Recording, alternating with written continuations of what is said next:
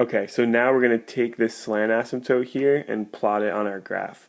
So that would have a y-intercept of 2/3 and a slope of like down 1 over 3 and then like down 1 over 3, and it would look something like this. Alright, it's probably going to cross the x-axis at some point, but that's pretty much what we're working with. And it can cross the slant asymptote, just like a horizontal asymptote. Alright, so now we would have to plug in points to see like what the rest of this graph looks like. So, okay, so now I just typed in f of x into my calculator, and I'm going to plot points to see where the rest of this graph goes.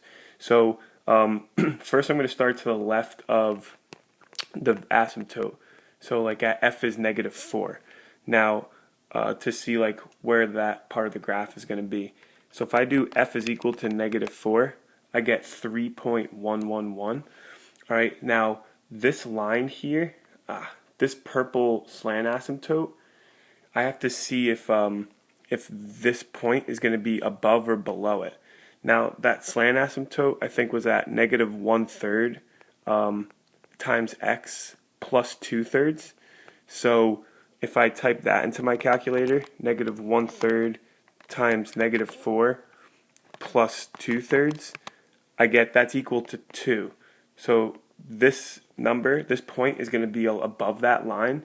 So like this whole part of the graph is going to be like in that part of the graph, like is going to be to the left of this vertical asymptote and above the slant asymptote.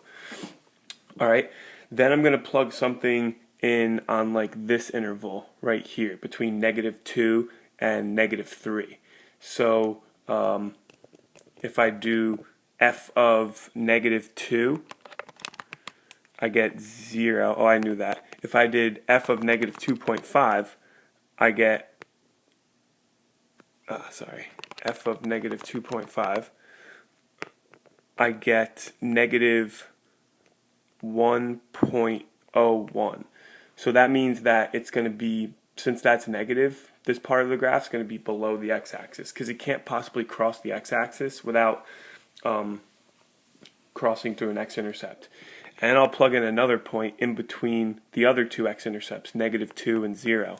So if I do f of -1, I get 0.22 repeated, which means that this part of the graph is going to be above the x-axis, and then it's going to hit that 0, and then I have to plug in something in between 0 and 2, between that x-intercept and that asymptote. So if I do f of 1,